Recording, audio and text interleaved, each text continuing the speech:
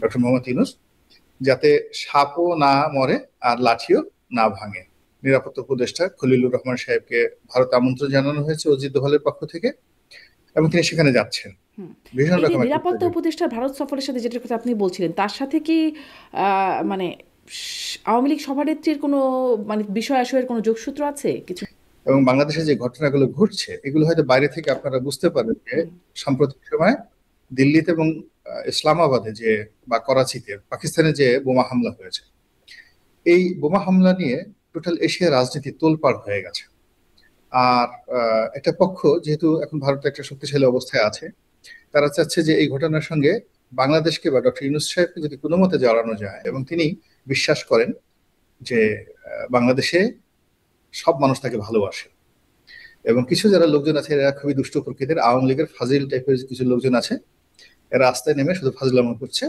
এর জন্য এদেরকে দমন করার জন্য আমার যে কর্মী আছে 32 নম্বর রোডের সামনে যারা থাকে, ক্ষমতা কেন্দ্রিক মানুষের ইলিউশন তৈরি হয়, হ্যালোসিনেশন তৈরি হয়। অবশেষে জুলাই সনদ এবং এর বাস্তবায়ন নিয়ে সরকারের সিদ্ধান্ত জানিয়ে ভাষণ দিলেন প্রধান উপদেষ্টা ডক্টর ইউনূস। বললেন, ফেব্রুয়ারিতে নির্বাচন নিয়ে ঐক্যবদ্ধ না থাকলে মহা বিপদের সম্মুখীন হবে জাতি। 13ই নভেম্বর ভর দুপুরে জাতিকে কয় নম্বর বিপদ সংকেত দিলেন তিনি? ঘি আমাদের লাগবে এমন অবস্থানে থাকা জামাত এখনো ঘি পেতে কি আঙ্গুল বাঁকা করবে? বিএনপি কি রাজি হবে আসন সমঝোতায়? এদিকে 13ই নভেম্বর লকডাউনে আওয়ামী লীগ কি বার্তা দিল, আর 17ই নভেম্বর শেখ হাসিনার রায় ঘোষণাকে ঘিরে কি হতে পারে, এমন নানান বিশ্লেষণ নিয়ে স্বপ্নধরা নিবেদিত পালস অফ পলিটিক্সে আজ আমার সাথে যুক্ত আছেন সাবেক সংসদ সদস্য রাজনীতি বিশ্লেষক গোলাম মাওলা রনি। জনাব গোলাম মাওলা রনি, আপনাকে স্বাগত জানাচ্ছি আমার আজকের আয়োজনে। আমি আমি শুরু করি। জনাব গোলাম মোল্লা রানী, ধন্যবাদ আপনাকে, আপনি আমার সঙ্গে যুক্ত হয়েছেন, সময় দিচ্ছেন। আপনার কাছ থেকে শুরু করি, যেটি আসলে এখন সবচেয়ে আলোচিত বিষয়, যে মাননীয় প্রধান উপদেষ্টা তিনি ভাষণ দিলে তিনি যেই বিষয় নিয়ে সিদ্ধান্ত জানাবার কথা ছিল জুলাই সনদ এবং তার বাস্তবায়নের পদ্ধতি, সেটি সম্পর্কে স্পষ্ট করলেন। আপনার কাছে যেটি প্রশ্ন করতে চাই, গন্ডগোল যেটি আসলে মাহমুদুর রহমান মান্না গন্ডগোল পেকেছে বলছিলেন এবং গন্ডগোল পাকিয়েছেন প্রধান উপদেষ্টা, এটা মাহমুদুর রহমান মান্নার ভাষায়, সেই গন্ডগোলটা কি মিটলো, কমলো, নাকি যেমন ছিল তেমনই থাকলো? আমরা রাজনৈতিক দলগুলোর কাছ থেকে তাদের প্রতিক্রিয়াও পেয়েছি, সব বিবেচনায় যদি আপনি বলেন। আমার দৃষ্টিতে আসলে গন্ডগোল কমেনি, বরং এখানে আরো অনেকগুলো জটিলতা তৈরি হয়েছে। কারণ প্রধান উপদেষ্টা এমন একটি ভাষণ দিবেন এবং এই কথাগুলো বলবেন, এটা মোটামুটি আমরা যারা গণমাধ্যমে আছি তারা সবাই জানতাম। ঠিক এইরকম যেটা বলবেন সেটাই উনি করবেন।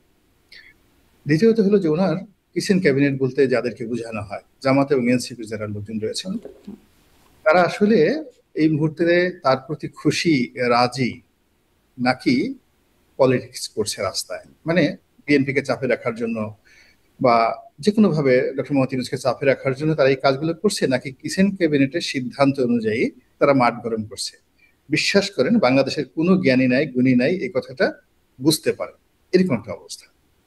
2 নম্বর, আসলে ডক্টর মোহাম্মদ ইউনূস, আমরা যদি স্বাভাবিক সমীকরণ ধরি তাহলে হি ইজ রাইট।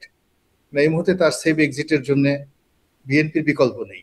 বিএনপি একমাত্র দল যারা নির্বাচন করতে পারে, নির্বাচনের পর এককভাবে সরকার গঠন করতে পারে, এবং বিএনপির নেতৃত্ব যদি চায় যে বর্তমান সরকারকে তারা সেফ এক্সিট দেবে, সম্মানজনক বিদায় জানাবে, এটা বিএনপির পক্ষে সম্ভব, যেটা অন্য কোনো রাজনৈতিক দল, যেটা ডক্টর মোহাম্মদ ইউনূস চিন্তা করেছিলেন যে হয়তো এনসিপি বা জামাত সম্মিলিতভাবে রাষ্ট্রশক্তিকে ব্যবহার করে তার জন্য একটা ক্ষমতার সিঁড়ি হতে পারে, বিকল্প পলিটিক্যাল ফোর্স হতে পারে, কিন্তু গত 14 মাসে সেটা আসলে হয়নি। তো এরকম একটা প্রেক্ষাপটে উনি এরকম একটা ঘোষণা দিয়েছেন ডক্টর মোহাম্মদ ইউনূস, যাতে সাপও না মরে আর লাঠিও না ভাঙে। এটা আগামী আহ ঠিক 7-8 দিন বা 10 দিন না যাওয়া পর্যন্ত আমরা বুঝতে পারছি না যে রাজনৈতিক ময়দানটি আসলে কোন পর্যায়ে যাবে। ইতিমধ্যে আপনি জানেন যে নিরাপত্তা উপদেষ্টা খলিলুর রহমান সাহেবকে ভারত আমন্ত্রণ জানানো হয়েছে অজিত দোভালের পক্ষ থেকে, এবং তিনি সেখানে যাচ্ছেন। আবার 17 তারিখে আহ যেটা আওয়ামী লীগ সভানেত্রী তার যে মামলার রায়, এটা 17 তারিখে ঘোষণা হবে, এবং এটা নিয়ে আওয়ামী লীগ ব্যাপক তারা প্রস্তুতি নিচ্ছে। তো সব মিলিয়ে বাংলাদেশে একটা টানটান উত্তেজনা, ভীষণ এই যে রকম একটা নিরাপত্তা উত্তেজনা। উপদেষ্টার ভারত সফরের সাথে যেটার কথা আপনি বলছিলেন তার সাথে কি মানে আওয়ামী লীগ সভানেত্রীর কোনো মানে বিষয় আশয়ের কোনো যোগসূত্র আছে, কিছু বিষয় আছে বলে জানেন? এখানে মূল ব্যাপার হলো যে এখানে তো পররাষ্ট্র উপদেষ্টাকে না ডেকে আহ, প্রতিরক্ষা উপদেষ্টাকে ডাকা হয়েছে। এর মূল কারণ হলো যে ভারতের ন্যাশনাল সিকিউরিটির গুরুত্বপূর্ণ বিষয় আছে, যেটা অজিত দোভালের সঙ্গে তার যে বৈঠক, এবং এটা অত্যন্ত সেন্সিটিভ, এই মুহূর্তে এটা বলা যাচ্ছে না। কিন্তু ভারতে যে পত্র পত্রিকায় যে খবরগুলো আসছে এবং বাংলাদেশে যে ঘটনাগুলো ঘটছে, এগুলো হয়তো বাইরে থেকে আপনারা বুঝতে পারেন যে সাম্প্রতিক সময় দিল্লিতে এবং ইসলামাবাদে যে বা করাচিতে পাকিস্তানে যে বোমা হামলা হয়েছে, এই বোমা হামলা নিয়ে টোটাল এশিয়ার রাজনীতি তোলপাড় হয়ে গেছে। আর একটা পক্ষ যেহেতু এখন ভারত একটা শক্তিশালী অবস্থায় আছে, তারা চাচ্ছে যে এই ঘটনার সঙ্গে বাংলাদেশকে বা ডক্টর ইউনূস সাহেবকে যদি কোনো মতে জড়ানো যায়, তাহলে নেতিবাচক অর্থেও ভারতের জন্য এটা খুব লাভজনক হবে বার্গেনিং পয়েন্ট অফ ভিউ থেকে। আর যদি ডক্টর মোহাম্মদ ইউনূস এখান থেকে নিজেদেরকে আলাদা রাখতে পারেন, তাহলে সেটা হয়তো একটা ভিন্ন প্রেক্ষাপট। যেহেতু একেবারে শুরু হলো এই মুহূর্তে বলা যাচ্ছে না, বাংলাদেশের রাজনীতিটা এরকম যে every day, every moment, every hour একটা একটা নতুন পরিস্থিতি তৈরি হয়ে গেছে। যেমন ধরুন, হাইকোর্টের একেবারে ঈদগাহ, জাতীয় ঈদগাহের সামনে বস্তাবন্ধি একটা লাশ পাওয়া গেল। এখন এই লাশটি কেন হাইকোর্টের সামনে আনা? দেখা গেল যে এক বিচারকের স্ত্রীর প্রসঙ্গ আসছে, তার সন্তানের প্রসঙ্গ আসছে, এবং সেখানে একটা লাশ, বিচারকের সন্তানের লাশ কুটি কুটি করে কেটে একেবারে হাইকোর্টের সামনে রাখা হয়। বিশ্বাস করেন, মানে এটা যে বাংলাদেশের প্রেক্ষাপটে একটা থ্রেট যারা করেছে, যদি কোনো ব্যক্তি পর্যায়ে করে থাকে, তাহলে বুঝতে পারেন যে আমাদের সোশ্যাল যে ভ্যালুস গুলো কোন পর্যায়ে চলে গেছে, মানুষের অ্যাঙ্গারটা কোন পর্যায়ে চলে গেছে, যে হয়তো বিচারকের প্রতি ওই যিনি এই অপরাধ করেছেন তার ক্ষোভ এমন পর্যায়ে যে তুমি একজন বিচারক হয়েছে, যাও হাইকোর্ট দেখাই দিলাম তোমাকে। তো এই যে একটা ক্রোধ, এই যে একটা ক্ষোভ, প্রত্যেকটা মানুষকে যার যার অবস্থানে ভিতর সন্তুষ্ট করে দিচ্ছে। জি, মানে এই হচ্ছে তার মানে দেশের ভেতরের একটা পরিস্থিতি আপনি বলছিলেন প্রতি ঘন্টায় ঘন্টায় বদলাচ্ছে। দেশের ভেতরের যেমন পরিস্থিতি আছে, বাইরেরও নানান রকম পরিস্থিতি আছে। আমি মানে সেই পরিস্থিতিগুলো দিয়ে একটু একটু করে কথা বলবার চেষ্টা করব, কিন্তু আমি এটাও একটু জানতে চাই যে আপনি বলছিলেন যে মাননীয় প্রধান উপদেষ্টা যে এরকম একটা সমাধান দেবেন, সেটা মোটামুটি বোঝাই যাচ্ছিল। এই যে সমাধানটা বা এই যে তার ভাষণটা যেটি তিনি বললেন, সেটি কি তার নিজের ব্রেন চাইল্ড? এটি কি উপদেষ্টা পরিষদের সাথে আলোচনা করে, আপনি কিচেন ক্যাবিনেট বলছিলেন, সেখানে তাদের আলোচনা মানে এই ভাষণের আগে বৈঠক হয়েছে, সেই বৈঠকের একটা ফলাফল, নাকি এটা অন্য কোথাও থেকে আসছে, কেউ মানে নাকি ভিন্ন কোথাও থেকে কলকাঠি নাড়া হচ্ছে? আসলে কোত্থেকে আসলো এই যে মানে সমাধানটা, বা নাকি কোনো অন্তরালে কোনো নেগোসিয়েশন ছিল? না, এটা কোনো নেগোসিয়েশন না। এ যাবৎকাল আমাদের মাননীয় প্রধান উপদেষ্টা যে কথাগুলো বলেছেন, তার প্রায় সব কথাগুলি যদি, কিন্তু, তবে, বটে, তারপরে সেমিকোলন, ডট, এই সমস্ত জিনিস সংযুক্ত থাকে। এখানেও কতগুলো শর্ত যুক্ত করা হয়েছে এই যাকে বলা হয় সনদের সঙ্গে। ইতিমধ্যে আপনারা জানেন যে যেহেতু এটা একটা রাষ্ট্রীয় প্রোটোকল, তাকে যে কোনো একটা ভাষণ বা যে কোনো একটা সিদ্ধান্ত যদি নিতে হয়, তাহলে ওটা ক্যাবিনেট মিটিং এ অ্যাপ্রুভ করতে হয়। তো এই জুলাই সনদের যে বিষয়টি, এটি ক্যাবিনেট মিটিং এ অ্যাপ্রুভ হয়েছে। তারপরে আবার এটা ক্যাবিনেট মিটিং এ যখন অ্যাপ্রুভ হয়, ফাইনাল অ্যাপ্রুভালের জন্য রাষ্ট্রপতির স্বাক্ষর লাগে। এটাকে আবার রাষ্ট্রপতির কাছ থেকে স্বাক্ষর আনা হয়েছে, এবং এই স্বাক্ষরগুলো এনে তারপর উনি জাতির উদ্দেশ্যে ভাষণ দিয়েছে। এখানে যে হাস্যকর যে বিষয়গুলো হয়ে গেছে, বাংলাদেশের ইতিহাসে জাতির উদ্দেশ্যে ভরা দুপুরে কখনো কেউ ভাষণ দেয়নি। এই সারা জীবনে আমরা রেডিও টেলিভিশন যখন দেখছি, এবং আইয়ুব খানের জামানাতে দেখেছি, হয়তো সন্ধ্যার পরে বা বিকেল বেলা, এরকম সন্ধ্যার পরে সাধারণত রেকর্ডেড থাকে। কিন্তু এরকম ভর দুপুরে, মানে মধ্য গগনে যখন সূর্য মাথার উপরে জল করে জ্বলছে, তখন আমাদের যমুনা থেকে এইভাবে একটা ভাষণ আসবে ভর দুপুরে, এটা আমরা আসলে কখনো কল্পনা করিনি। আমরা হয়তো ধরে নিয়েছিলাম যে না জানি খুব গুরুত্বপূর্ণ একটা বিষয়, উনি এমন কিছু বলবেন পুরো বিশ্বকে তাক লাগিয়ে দিবেন, জাতিকে তাক লাগিয়ে দিবেন। পরে দেখলাম যে না, উনি সেই কথাগুলি বলেছেন গত এক সপ্তাহ ধরে পত্র পত্রিকা যে ইন্ডিকেট করছিল, যে কথাগুলো বলছে সেগুলো বলেছেন, এর মধ্যে নতুনত্ব আমরা কোনো কিছু দেখিনি। ফলে এটা আপনার যেটা প্রশ্ন করলেন যে এটা ছিল তার যাকে বলে পূর্ব পরিকল্পিত সিদ্ধান্ত নেওয়া। আর এখন এর পিছনে আমার কাছে মনে হয় যে ডক্টর মোহাম্মদ ইউনূস এবং তার যারা সঙ্গী সাথী, তাদের সবারই যথেষ্ট বুদ্ধি আছে, লেখাপড়া আছে। এত ছোট একটা বিষয়, এটা আবার পরামর্শ করার জন্য বাইরের কোনো লোকজনের বুদ্ধি লাগবে, পরামর্শ লাগবে, I do not think so. সবকিছুতে তো বাইরের মানুষের বুদ্ধি লাগছেই, তাই না? মানে বাইরের মানুষ বুদ্ধি টুদ্ধি দিয়ে আবার বাইরে চলে গেছেন। প্রফেসর আলী রিয়াজের কথা বলছি, যদিও তাকে আবার বিশেষ পদমর্যাদায়, প্রধান উপদেষ্টার বিশেষ সহকারী উপদেষ্টা মর্যাদায় তাকে আলী রিয়াজ আসলে বাইরের লোক না, উনি আমাদেরই লোক, কিচেন ক্যাবিনেটের লোক। এখন আবার তাকে বিশেষ উপদেষ্টা দেওয়া হলো। বাইরে বলতে আমি বুঝাচ্ছি পেন্টাগন, আচ্ছা। আরো বড় বড় কিছু, ডোনাল্ড ট্রাম্পের বুদ্ধি থাকতে পারে, হ্যাঁ, তারপরে আরো বড় বড় লোকের বুদ্ধি থাকতে পারে। তা আমার কাছে মনে হচ্ছে যে বিষয়টা নিয়ে আলোচনা করেছেন, এই বিষয়টায় সিদ্ধান্ত দেওয়া, আলোচনা করার মতো বুদ্ধি শুদ্ধি এই ক্যাবিনেটের প্রত্যেকটা লোকেরই আছে, ইনক্লুডিং মিস্টার আলী রিয়াজ, সবারই আছে।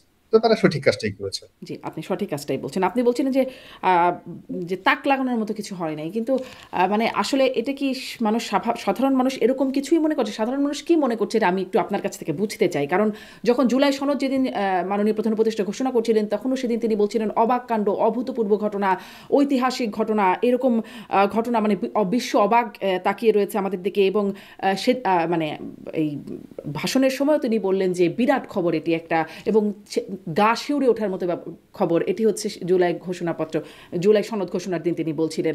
মানে এত সব বিশেষণ আমরা দেখছি, আসলে এত অবাক, ঐতিহাসিক, গা শিউরে ওঠার মতো বিষয় মনে হচ্ছে সাধারণ মানুষের কাছে, তা মনে হয় না, সাধারণ মানুষ তো আসলে অবাক বলতে বোঝায় আকাশ থেকে বজ্রপাত, একেবারে আপনার মাথার উপর বিরাট একটা বজ্রপাত হবে, জ্বলে পড়ে আপনি ছারখার হয়ে যাবেন। হঠাৎ করে দেখা গেল সেই কোনো হলিউড সিনেমার মতো, মার্কস যে একটা বিখ্যাত হলিউড সিনেমা আছে, তার মতো চোখ দুটো বের হয়ে একদম সামনে চলে আসবে। এতে মানুষ অবাক হয়। আপনার হাঁটু দুটো মুহূর্তের মধ্যে নাই হয়ে গেল, ম্যাজিক্যাল কোনো কিছু দেখতে চায়। কিন্তু এই যে আপনি আমি কথা বলছি বা ডক্টর মোহাম্মদ ইউনূস কথা বলছি, এতে ম্যাজিক্যাল কিছু নেই। এটা সাধারণ একটা অর্ডিনারি। লোকজন বলছে সি, আমরা সারা দুপুরে রোদের সময় বসে আছি, এটা একটা কথা হলো? আর ওদিকে দেখলাম যে সরকারের অনেক কর্তা ব্যক্তি, যাদের সত্য না মিথ্যা জানি না, তাদের বক্তব্য হলো যে এখন এই যে আওয়ামী লীগের যে লকডাউনে লোকজন ঘরে বসে আছে, এটা সত্য নয়। মূলত লোকজন ঘরে বসে আছে, লকডাউন পালন করছে ডক্টর মোহাম্মদ ইউনূসের ভাষণ শোনার জন্য। তো ধরে নিলাম যে তার ভাষণ শোনার জন্য ঘরে বসে আছেন, কিন্তু এটার মধ্যে কোনো সারপ্রাইজ ছিল না। এখন সারপ্রাইজটা কি হতে পারতো এই মুহূর্তে? আপনি বাংলাদেশের যারা লোকজন আছে, উনি যদি বলতেন যে আমরা ফেইলার, আমরা পরাজিত হচ্ছি, আপনি আমাদেরকে মাফ করে দেন, ক্ষমা করে দেন আপনারা জনগণ, আমরা এই 14 মাসে কিছুই করতে পারলাম না, অযথা আপনাদের অনেক টাকা পয়সা খরচ করলাম, তারপর আশ্চর্য হতো যে আমি চলে যাচ্ছি, আপনারা বিকল্প লোক দেখেন, আমার আর ভালো লাগছে না, আমি শান্তির মানুষ, এই অশান্তির এই যা কিছু হচ্ছে রাস্তাঘাটে, জ্বালাও পড়া হচ্ছে, আপনারা নিজেরা নিজেরা সিদ্ধান্ত নেন, আমি চলে যাব। তো এই জিনিসগুলো মানুষ মানে মনে করছিল এটা বললে আশ্চর্য হবে, কিন্তু উনি ক্ষমতায় আছে, নির্বাচন করবেন, সবকিছু করবেন, এবং আগের সাথে দৃঢ়তা, তার মুষ্টিবদ্ধ হাত ছিল, মুখে হাসি ছিল, এবং ন্যূনতম যে রাজপথে যা কিছু হচ্ছে, দেশে যা কিছু হচ্ছে, কোনো বিষয় নিয়ে তিনি চিন্তিত নন।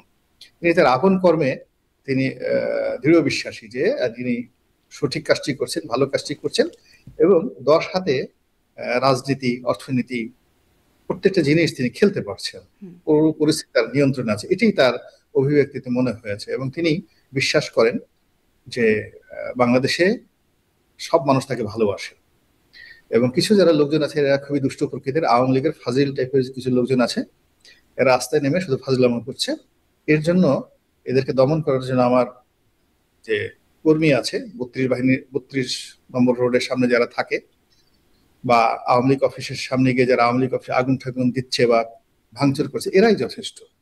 এখানে আসলে এই দুষ্ট লোকদের, ফাজিল লোকদেরকে দমন করার জন্য রাষ্ট্রীয় কোনো বাহিনীর দরকার নেই।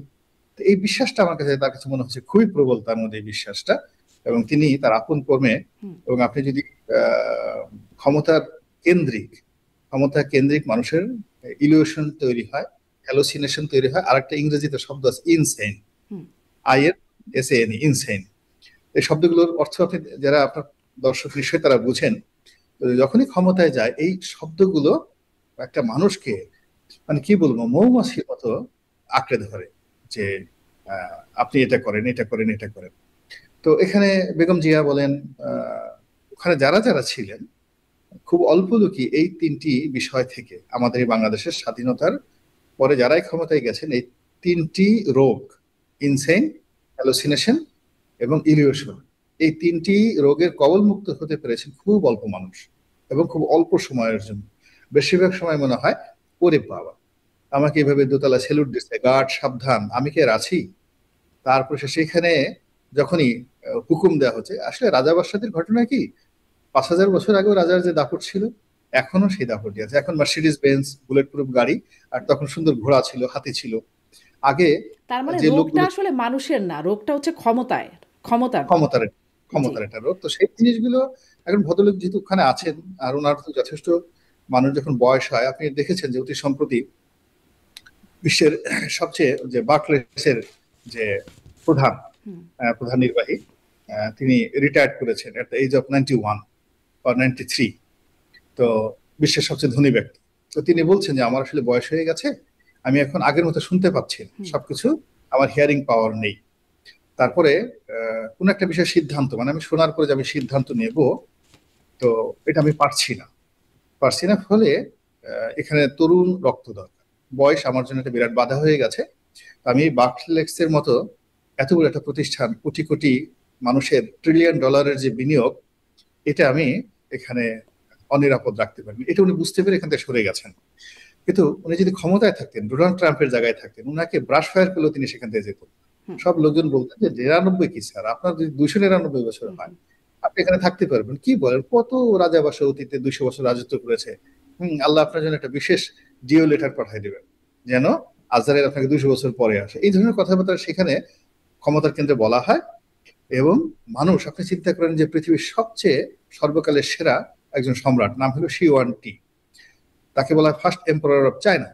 তো তাকে বোঝানো হয়েছে যে আপনি মরে যাওয়ার পরে যদি 5,000 আর্মি এই মাটি দিয়ে তৈরি করে সেই আর্মিগুলো আপনার কবরের চারিদিকে রাখেন, টেরাকাটা আর্মি, তাহলে কোনো মানে মৃত্যুর পরে যে দানব আসে শাস্তি দেওয়ার জন্য, কেউ আপনার কাছে আসতে পারে।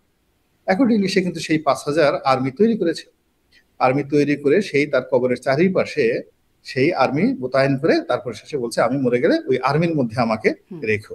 এই হলো ক্ষমতার ইলিউয়েশন, যাকে বলে one of the most successful emperor. জি। যে মানে গ্রেট একদম আপনার পুরো বক্তব্য থেকে স্পষ্ট হচ্ছে যে বাকি আমাদের শাসকদের মতো ডক্টর মোহাম্মদ ইউনূসও ইলিউশন, ইনস্যানিটি, হ্যালুসিনেশন এগুলোতে এখন ভুগছেন।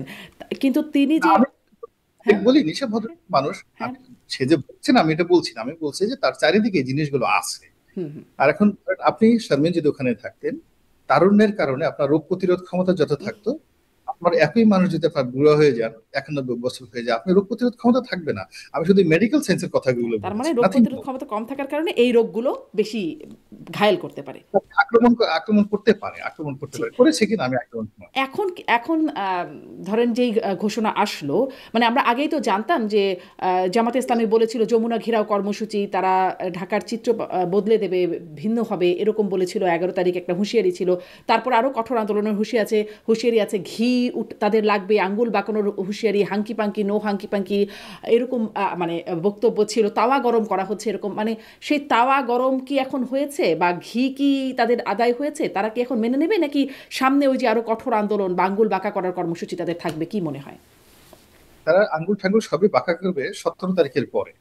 এখন পুরো নেশন, যেটা হলো যে শেখ হাসিনার যে রায় হবে, সেই রায় নিয়ে আওয়ামী লীগ ব্যস্ত, তারপরে নিষিদ্ধ ঘোষিত আওয়ামী লীগ, ছাত্রলীগ তারা ব্যস্ত, গুপ্ত দল ব্যস্ত, পর্দার আড়ালে নানা রকম কর্মকাণ্ড হচ্ছে। সেগুলো নিয়ে সারা দেশ তটস্থ। ফলে এই মুহূর্তে আসলে আঙ্গুল বাঁকা করার মতো সময়ও তাদের নেই, আর সম্ভাবনা, আর ঘি তো নাই এই মুহূর্তে। তারপরে যখন 17 তারিখের এই পরিস্থিতি সামাল দেওয়া গেলে 18 তারিখ থেকে তারা এই যে চিরাচরিত যে রাজনীতির যে খেলাগুলো, সেই খেলাগুলো তারা খেলবেন। এখন সবারই একটা কমন শত্রু হয়ে গেছে আওয়ামী লীগ। এই 17-18 তারিখ পর্যন্ত আওয়ামী লীগ আসলে এই যে লকডাউন যে কর্মসূচি, সেই কর্মসূচির পর আওয়ামী লীগ তো ভীষণ রকম আনন্দিত যে মাই গড এরকম একটা হবে, তারা আশাই করতে পারেনি। তো ফলে তাদের আত্মবিশ্বাস বেড়ে গেছে, প্রচন্ড আত্মবিশ্বাস বেড়ে গেছে। ফলে তারা যে আগামী 3-4 দিন কি করবে, এটা নিয়ে মূলত Jamaat, NCP, BNP, doctor Mohammad Yunus, তার যারা কর্তা ব্যক্তি, তারা সেটা নিয়ে ব্যস্ত থাকবে। এই সময় তো আসলে ঘিয়ে ঠিয়ের দিকে যাবে না, আঙ্গুল বাঁকার দিকে যাবে না, আমার যেটা মনে হচ্ছে। তো তাহলে একটু এই কর্মসূচি থেকে আসি যে 13ই নভেম্বর আপনি বলছিলেন যে আওয়ামী লীগ তো মহা খুশি, কিন্তু ধরেন গত বছরের 10ই নভেম্বর তাদের একটা কর্মসূচি ছিল 0 পয়েন্টে, গুলিস্তানের 0 পয়েন্টে। তারপরে ধরেন ফেব্রুয়ারি মাসে, এই বছরের ফেব্রুয়ারি মাসে তাদের হরতাল ছিল, অবরোধ কর্মসূচি ছিল, যেখানে আসলে কোনো রকম ছাপ বা প্রভাব জনজীবনে পড়ে নাই। কিন্তু এই যে 13 তারিখের লকডাউন, ঢাকা বেশ ফাঁকাই ছিল, যানবাহন চলে নাই, মানুষজন ঘর থেকে বের হয় নাই, অনেক পরিস্থিতি আসলে এমন হলো কেন? গত বছর যা সম্ভব হলো না, এখন এসে কি হয়ে গেল সেটা সম্ভব হয়ে গেল? গত বছর আমরা জানতাম পুলিশ আরও তখন তাদের মনোবল একদম খারাপ, একদম কাজ করছে না পুলিশ, সেখান থেকে একটু একটু নাকি মনোবল এখন বেড়েছে পুলিশের। তাহলে এখন এসে এই অবস্থা হলো কেন? এখন মূল কারণ হলো এখানে 4-5টি কারণ। 1 নম্বর কারণ হলো যে এই আন্দোলনের যারা বিপ্লবী বলে পরিচয় দিচ্ছেন, জুলাই আগস্ট বিপ্লবী, তাদের গত বছর যে সততা ছিল, ন্যায়পরায়ণতা ছিল এবং তাদের মধ্যে যে পিউরিটি ছিল, বিশুদ্ধতা ছিল, সেটা এই সময়টাতে নেই। 2 নম্বর হলো তাদের অনেকের রেপুটেশন, কলঙ্ক অনেককে তাড়া করেছে, অনেকের সাহস নষ্ট হয়ে গেছে। এবং আপনি দেখেছেন যে বেশ কিছু ভিডিওতে দৌড়াদৌড়ির বিভিন্ন মানে ভিডিও চিত্র ভাইরাল হয়ে গেছে অনেক লোকের, সত্য মিথ্যা আমরা জানি না, কিন্তু এই ঘটনাটা ঘটেছে। এরপর হলো যে গত 14 মাসে সরকারের যে ব্যর্থতা, এই ব্যর্থতাগুলো লোকজন মানে খুব বেশি কগনিজেন্সে এনেছে। আর সরকার যে সফলতার কথা বলছে, এগুলো সব মানে টেকনিক্যাল শব্দ, যেমন ব্যাংকগুলো ভালো হয়েছে, অর্থনৈতিক ভালো হয়েছে, সরকার বলছে। কিন্তু জনজীবনে তারা গিয়ে দেখছে যে 1 কেজি গরুর মাংস তারা কিনতে পারছে, বাজার খালি, পণ্য সামগ্রী পড়ে আছে, ফ্রিজ হয়ে আছে, মানুষ কিনতে পারছে। চাকরি, প্রায় 50 লাখ লোক চাকরি হারিয়েছে। শিল্প কলকারখানা, একমাত্র বিডিএম এর তথ্য অনুযায়ী সেখানে কয়েক লাখ লোক বেকার হয়েছে। তো এই জিনিসগুলো তো টেকনাফ থেকে তেঁতুলিয়া পর্যন্ত মানুষের হৃদয়ে একটা অস্থিরতা তৈরি করেছে। এখন সেই অস্থিরতার সঙ্গে সরকারের যে ভালো কর্মকাণ্ড, এই ভালো কর্মকাণ্ড এগুলো মানুষ গ্রহণ করছে, নাম্বার 1। নাম্বার 2 হলো যে মানুষের স্বাভাবিক চরিত্র, মানুষ অতীতকে ভুলে যায়, মানুষ বর্তমানকে নিয়ে থাকতে চায়, আর ভবিষ্যৎকে নিয়ে স্বপ্ন দেখতে চায়। এটা হলো মানুষের অবস্থা। অতীতে আপনাকে অনেকে অনেক ভালো কাজ করেছে, এটা মানুষ মনে রাখে না। তারপর আপনার সাথে খুব খারাপ আচরণ করেছে, সেটাও মানুষ মনে রাখতে চায়। মানুষ সবসময় বর্তমানকে নিয়ে ব্যস্ত হয়। এখন বর্তমানে যা কিছু হচ্ছে এই মুহূর্তে, এভরিডে, সেটা মানে আওয়ামী লীগকে স্মরণ করা, তাকে ঘৃণা প্রদর্শন করা, তারপর সে আগের মতো দল বেঁধে 32 নম্বর ভাঙা, গোপালগঞ্জে চলে গিয়ে সেই বাড়ি মাটির সঙ্গে গুড়িয়ে দেওয়া, এই জিনিসগুলো জনগণের সম্পৃক্ততা পাওয়া যাচ্ছে। এটাও যে চরিত্রের কারণে হতে পারে। দ্বিতীয় কারণ হলো যে সরকার ভালো করতে পারেনি, এই জন্য তারা মনে করছে যেই লাউ সেই কুদু, আগিতে হলো আমরা কি পেলাম ইত্যাদি বিভিন্ন কথাবার্তা। তারপরে আরো হতে পারে সেটা হলো যে মানুষ তো সেটা হলো যে অতীতে রোমন্থন করে। আপনি একটা জিনিস বুঝলেন, আমাদের ডক্টর মোহাম্মদ ইউনূস তো সমস্ত মানুষের স্বপ্নের রাজপুরুষ, আমরা থেকে কামনা করেছি।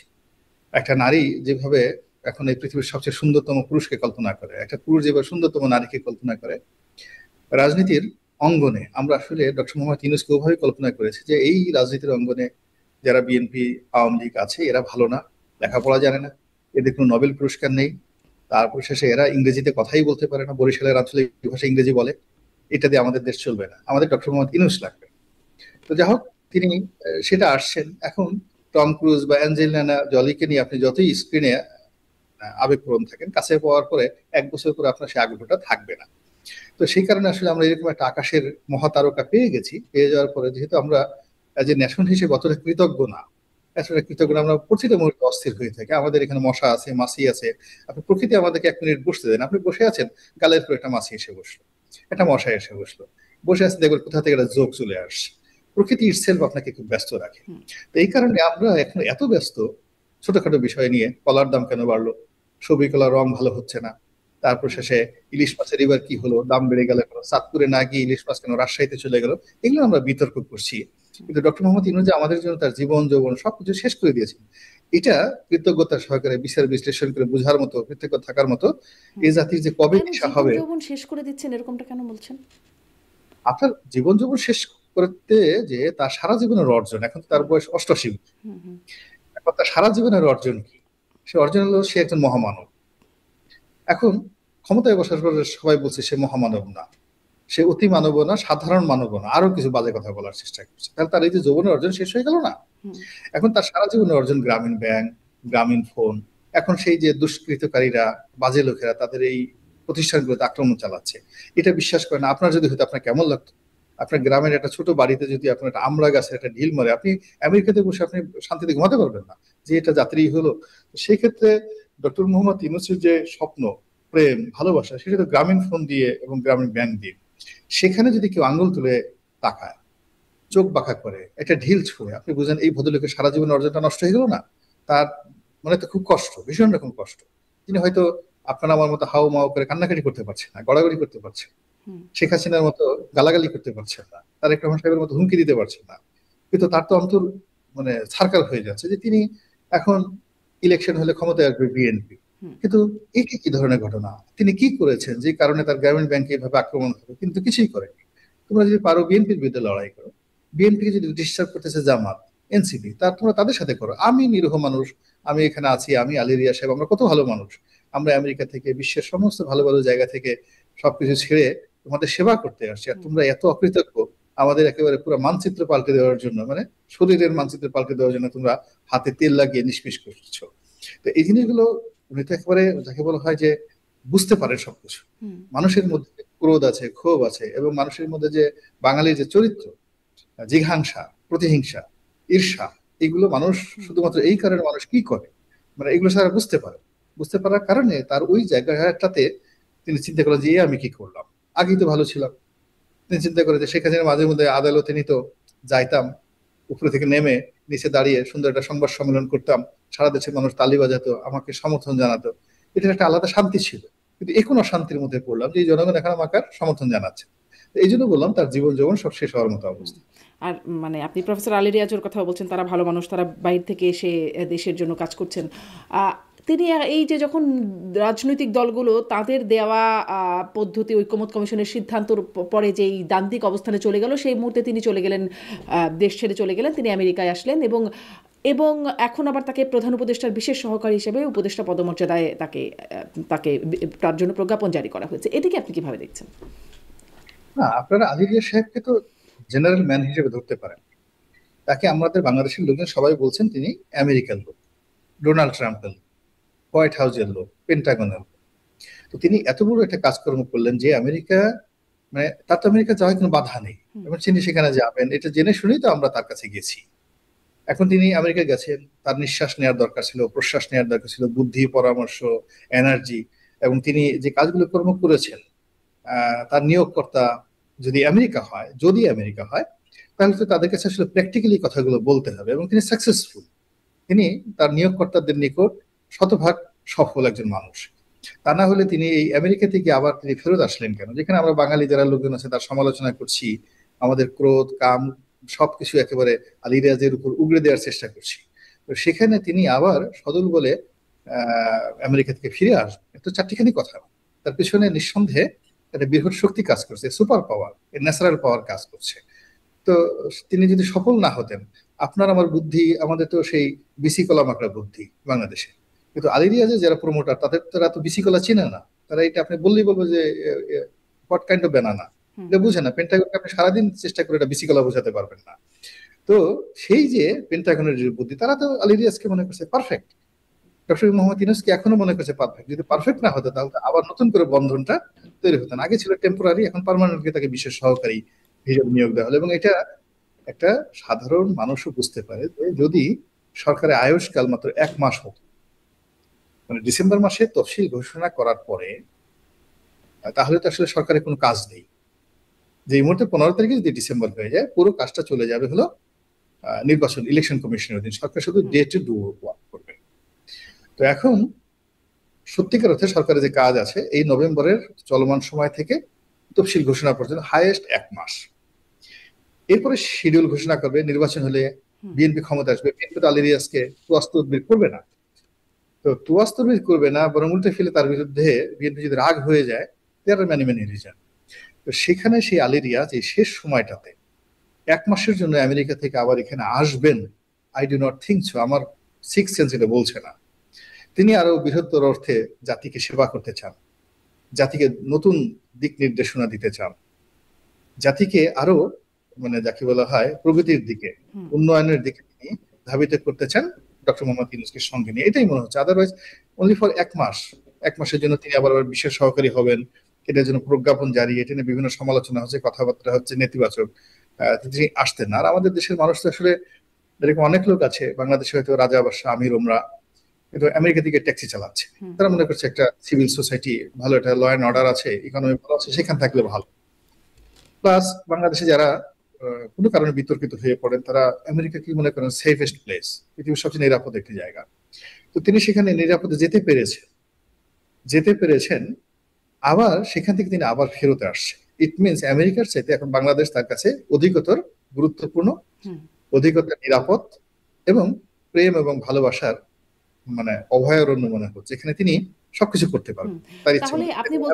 আপনি বলছেন যে তার পেন্টাগন বা আমেরিকার নিয়োগকৃত, তিনি যেহেতু আমেরিকার নাগরিক, আমাকে মানে দায়ী করবেন না, আমি না, আপনার মতো বিদেশে থাকি, বাংলাদেশে থাকি। হ্যাঁ, আমি যেটা বলছি যে সাধারণ মানুষ আলী রিয়াজ সাহেবকে মনে করেন তার পিছনে এরকম একটা বড় শক্তি আছে, মানে এটা একটা বিশ্বাস, একটা অনুভূতি, এটার কোনো লিগ্যাল ভিত্তি নেই। কিন্তু আমি যখন বলবো যে হ্যাঁ তিনি কাজের লোক, তখন বলবো তোমার হাতে প্রমাণ কি আছে। আমি বললাম যে আমার কাছে মনে হয়েছে আপনি সেখান থেকে আসছেন, আমেরিকা থেকে আসছেন, একটা প্রফেসর মানুষ, আমরা তো অনেকে আমেরিকা সব জায়গাতে আছি, আমাদের কিন্তু এইভাবে কেউ পাত্তা দেয় না। আপনাকে যেহেতু পাত্তা দিচ্ছে, নিঃসন্দেহে আপনার কাছে বিশেষ কোনো ক্ষমতা আছে, এটা স্বাভাবিক, এটা অলৌকিক ক্ষমতা আছে, নাইলে এবং আপনাকে। আপনার কি মনে হচ্ছে যে আমেরিকার ইন্টারেস্ট কোনোভাবে সার্ভড হচ্ছে?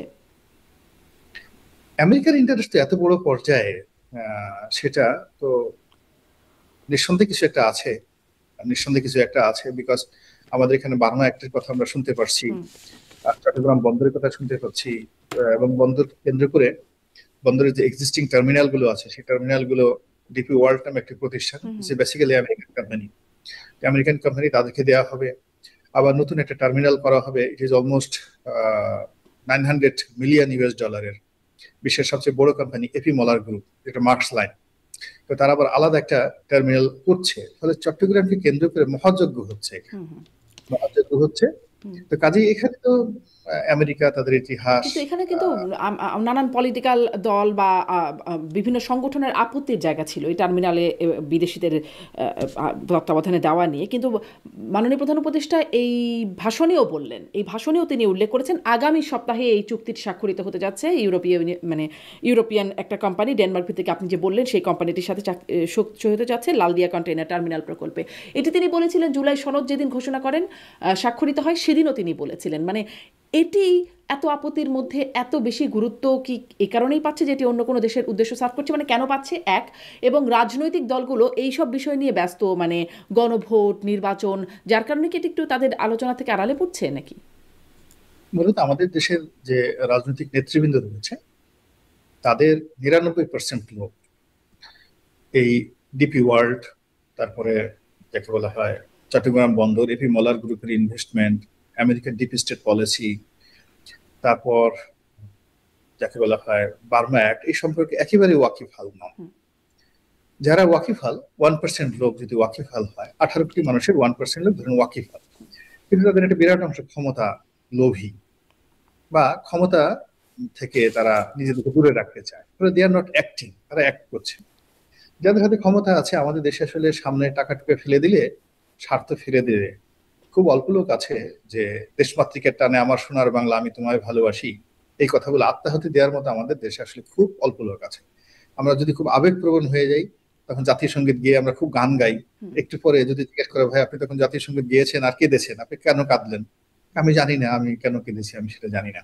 তো এই আমাদের আবেগে আমরা অনেক কাজকর্ম করি, কিন্তু আমরা চিন্তা ভাবনা করে দেশপ্রেমে উদ্বুদ্ধ হয়ে যে আমরা এই কাজটা করবোই, যেভাবে ক্ষুদিরাম করেছিলেন, মাস্টারদা সূর্য সেন করেছিলেন, ওইরকম লোক আমাদের দেশে খুবই অল্প।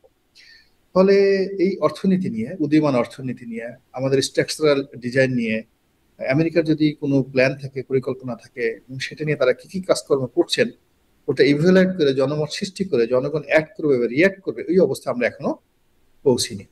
এবং এখানে দেখেন যে আমাদের অলমোস্ট সবাই আমরা নামকা অবস্থায় কিছু প্রতিবাদ করছি, আর বেশিরভাগ লোক আমরা এই রাজনীতির যে দৈনন্দিন কর্মকাণ্ড, এগুলো নিয়ে উত্তেজনা দেখাচ্ছি, ইলেকশন কবে হবে, কে ক্ষমতার, ইত্যাদি নিয়ে। কিন্তু যারা এই কাজগুলো বাস্তবায়ন করতে এসেছেন বা করবেন, যদি কিছু থেকে থাকে, সেটা ডিপ স্টেট পলিসি বলেন, আমেরিকার বাণিজ্য নীতি বলেন, আমেরিকার পলিটিক্যাল এজেন্ডা বলেন, বার্মা অ্যাক্ট বলেন, তো তারা তাদের কাজ কিন্তু সমান তালে চালিয়ে যাচ্ছে। এর কারণ হলো আমরা সবাই রিয়্যাক্ট করছি, তারা কিন্তু অ্যাক্টই করছে না। ওই বিষয়গুলো নিয়ে আপনি দেখবেন তারা তাদের মতো কাজ করে যাচ্ছে, সিদ্ধান্ত নিচ্ছে, কাজ করছে, এবং একটার পর একটা সিদ্ধান্ত তারা নিয়ে যাচ্ছে। আর অন্যদিকে আমরা শুধুমাত্র শব্দ করছি, বিরক্তি জানাচ্ছি, বড় বড় কথা বলছি, কিন্তু আলটিমেটলি আমরা আসলে কিছুই করতে মানে পারছি না। এবং রাজনৈতিক দলগুলো এটা নিয়ে কোনো রকম কথাবার্তা বলছে না না, না, এখন।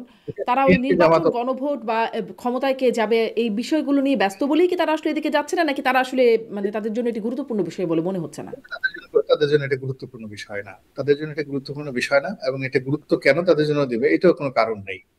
চিটাগং বন্দর ডিপি ওয়ার্ল্ড হ্যান্ডেল করলো না বাংলাদেশের শ্রমিক কর্মচারী ওয়েলফেয়ার তারা করলো, এটা নিয়ে আবার চট্টগ্রাম বন্দর কর্তৃপক্ষ করলো, নেভি করলো, এতে নিয়ে তাদের কিছু আসে যায় না।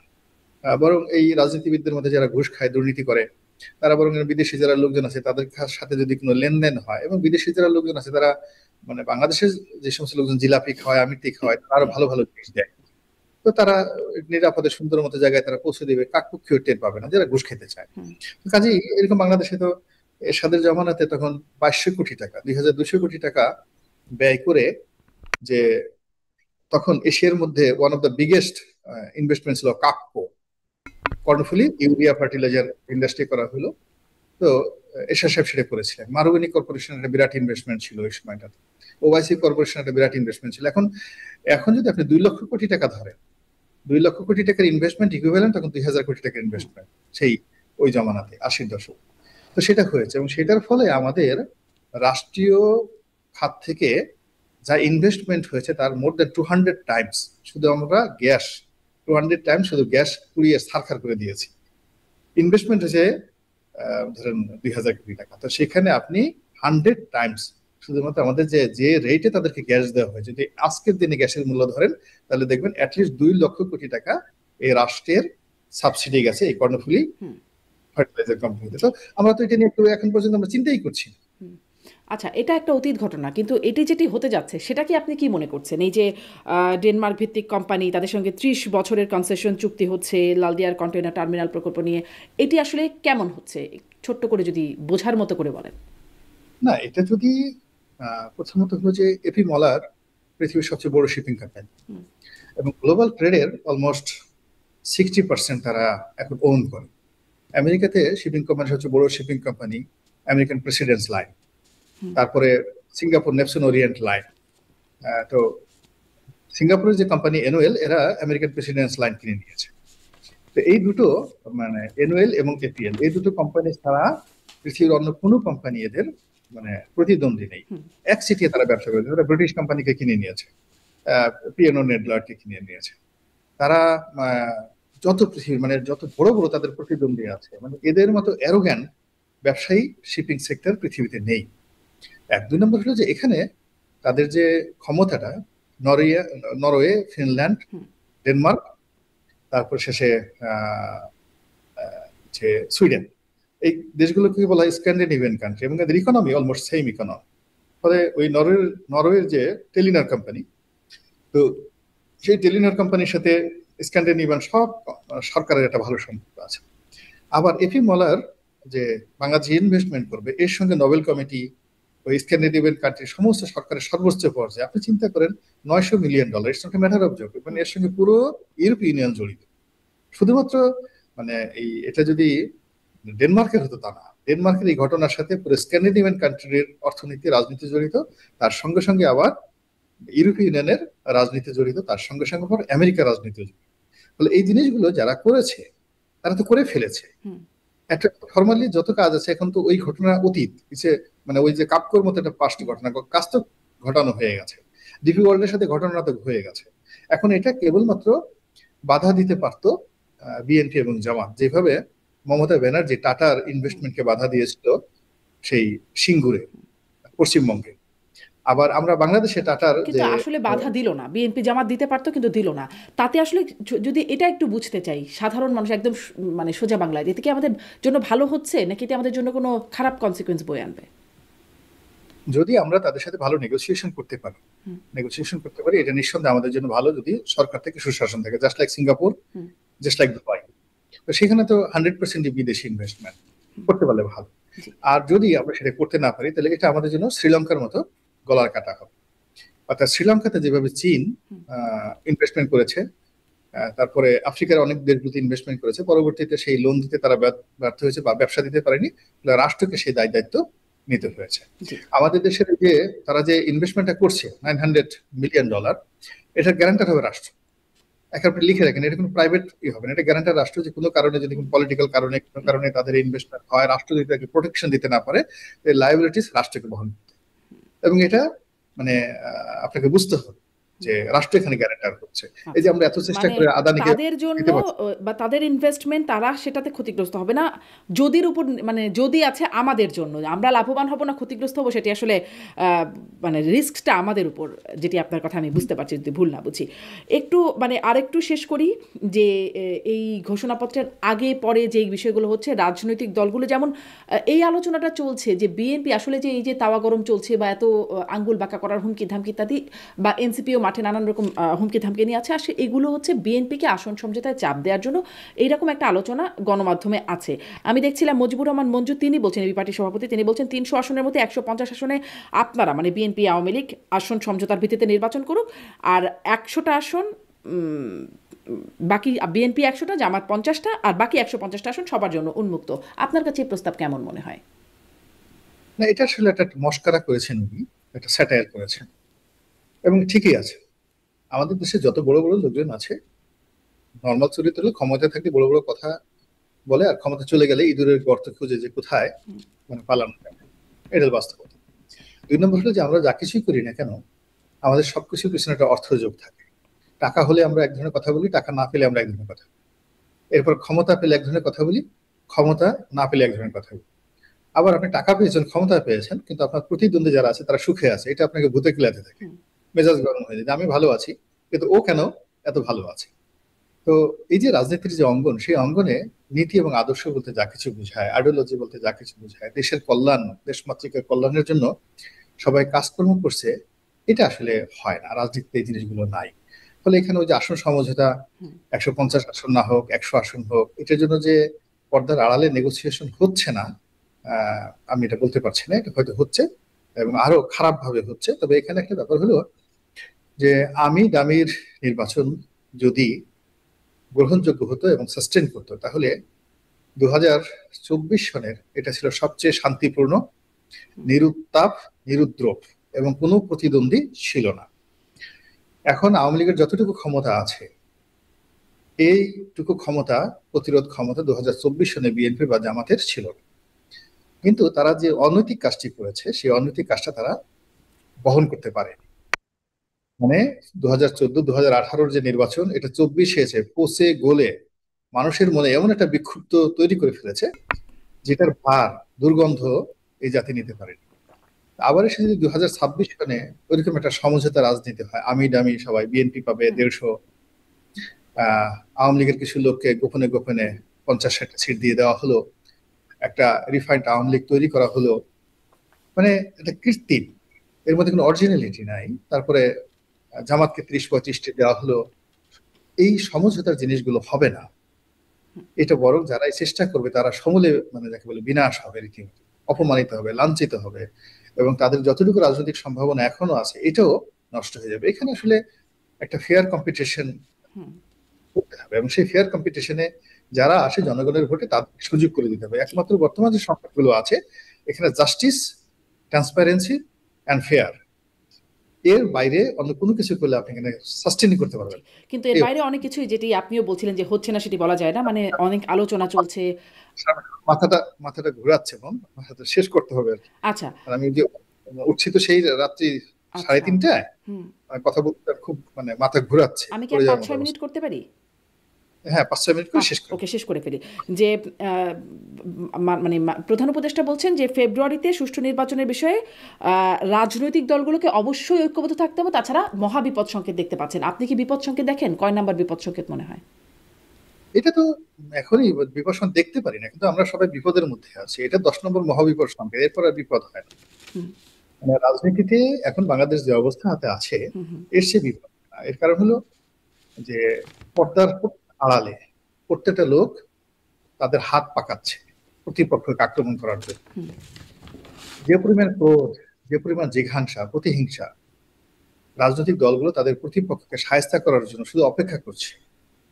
ইচ অ্যান্ড এভরিবডি, এইরকম ক্রোধ আমি আমার জীবনে, আমি বিশ্বাস করেন 1974 থেকে এ পর্যন্ত আমি স্পষ্ট সব কাহিনী বলে দিতে পারি, এবং আমি যা দেখেছি আমার মুখস্থ আছে। 74 দুর্ভিক্ষের সময়ও এরকম ছিল না।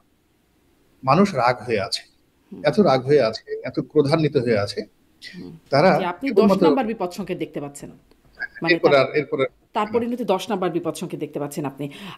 মানে আর দুটো প্রশ্ন আপনি ওই যে মানে একটু আওয়ামী লীগ প্রসঙ্গে একটু প্রশ্ন করতে চাই।